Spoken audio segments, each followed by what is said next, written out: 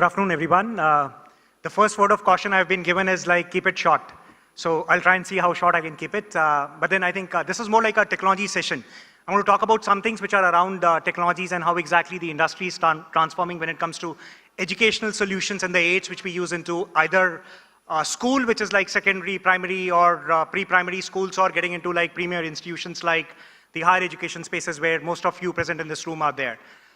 Quick reference, I'm going to talk about things which are linked with projection because I'm from Benq. So two things which Benq does is projectors all around the globe, and we also do like things which are called as interactive panels and interactive solutions, which is like taking the basic one-way communication mediums of projectors more into like an engaged platform out there, and that's what exactly is going to be the crux. Couple of these slides which I might talk about are going to be more relevant for the other room because I've just run it there, so you might ignore those slides and some stats which I'm going to mention out there.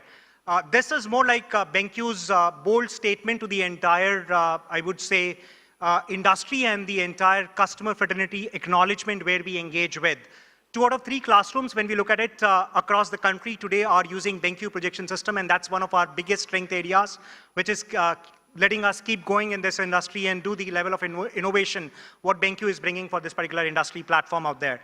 I won't talk about most of these things which are technology linked, but I mean, some things which are very, very interesting is like a credential which gets associated with Benq being a $25 billion company where we are investing huge in terms of our R&D spends and going in terms of bringing the latest technologies out there which are very, very relevant from an industry standpoint. We look into this particular slide right now. This is like the ecosystem which we say which is there for education system, which is linked back into it's okay. Yeah. So this is like ecosystem which is linked back into the school space out there. Obviously, like beyond school is like where we play the role sitting in this particular room right now, and that's where we have tried revolutionizing the kind of engagements. This goes back in terms of how the infrastructure had been in past with projectors. We've all seen projectors. Somewhere there is a device and I'm like presenting out there and somebody is in between. The person in between is the most important person out there because he's either the professor or the teacher teaching the students out there, and that used to be the time when we look at the past out there where the regular long throw projectors used to be there, and today the technology is all about like ultra short throws and short throws bang on the walls where we are writing or where we are explaining the concepts to our students. And with that, the advent which was there around 3-4 years back was having the interactivity built into these projection systems out there. So that was where the interactive series of projectors came into the industry. And today when we look at it, there is a lot of scalability which has come up in terms of projectors which are best fit for the kind of applications where we want to use it. And again, I won't get into all of those, what we do and how we do those kind of combinations, permutations, and the selections out there. There is something which is very relevant when we feel like technology is moving forward that we integrate with these devices, and this is where I might spend a couple of seconds only. This is about ensuring the devices don't fail. And these are technologies which are meant to last for at least 5-7 years or likes of those. So Benq has brought in something which we call as Dust Guard and Dust Guard Pro series of projectors out there. This is a map of ppm, so-called the particulate particles out there, which is all about the dust present in our environment. Where we are, India, I think most of the things are either orange or red, so high, very, very high concentration of dust particles, and this typically is something which we see around us. We'll still have a classroom or maybe a college institutions where our playgrounds are going to be privileged ones with the greenery, and there are going to be many open spaces which are not going to be privileged with the greenery out there, and it all brings in the kind of dust which impacts various components of these devices. I mean, a couple of slides just to give you a sense out there. And the way it is getting addressed is coming up with solutions which are Dust Guard Pro and Proof series of projectors out there. So what it brings in is like a technology white paper out there in terms of completely sealed engines. So if you look at the screen right now, what you are able to see is like the complete engine on my extreme left, which has got to be the projection system, and the engine out there, which has got to be in the series. And this is the complete sealed series of engines which are there with the Dust Guard and Dust Guard Pro series of projectors. Beauty benefit is install it, just forget it. The services intervention which had been there over the years would just be not there, and it is going to be like from 100 to a 0 journey out there because there is no dust which can virtually go into these projection engines out there, what we are talking in terms of the Dust Guard and the Dust Guard Pro series. Lots of white paper attached with that. Another interesting piece which we are seeing which is coming all along in this particular education spectrum is building interactivity with the devices which we engage. I mean, the best interactive devices which we all have is our smartphones out there. I mean, all of us, irrespective of whichever location, region, or I would say industry we are from, we will be spending a couple of hours every day touching our phones and doing the engagements out there for various things which we have got to do on smartphones out there. And that's getting extended when we look at it as one of those educational mediums and tools, which is where we talk about interactive flat panels. Now, one of those connotations which is there for these interactive flat panels, which I normally talk about, is industry recognizes three big brands out there, and we recognize it being in the higher education fraternity. One brand is Microsoft, second brand is Cisco, and third brand is Google. If I was to ask, like, what are these brands known for? Till about 2 years back, we would all say, like, these are big system integration brand and software brands. Last 2 years, the landscape has changed. Today, one of the biggest stream of revenues which these brands do is linked with their interactive flat panel solutions. 2 years back, Microsoft came with something which is called as Microsoft Surface Hubs out there.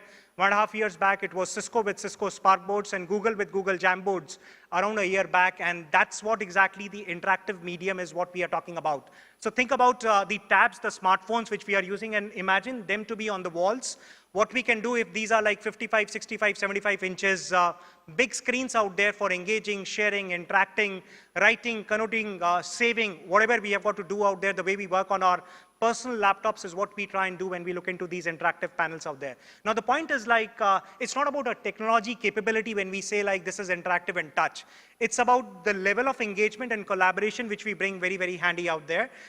We walk into meetings these days, you come into our offices, we don't have like laptops and computers to be carried in our meeting rooms. Everything is put onto a share folder, these devices are there, and I mean, it's an instant sharing, saving, and then you move out. You would typically be more like a freehand mover out there into environments where we have got interactive solutions and these kind of devices being deployed.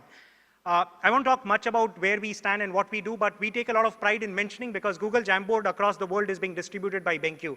And that's like something which we take a lot of pride in mentioning, and we are servicing the world with one of the best innovations out there which has been ever created in the last decade. Interesting piece which is on the screen. I was always told by my parents, don't watch TV beyond 15 minutes, 30 minutes, 1 hour. We all do that to our kids as well. Simple one, I'm just trying to simplify it. The reason why this happens is you can record the TV when you go back home today. If you record it for 10 seconds, what you would see on those 10 seconds of recording is a flicker which is going to be there on the screen out there, light and dark bands. It could be the best quality TV, best brands out there. If you have bought a TV in the last 1 year, my statement might be wrong out there, which you can check whether your TV is providing you a flicker-free screen or not.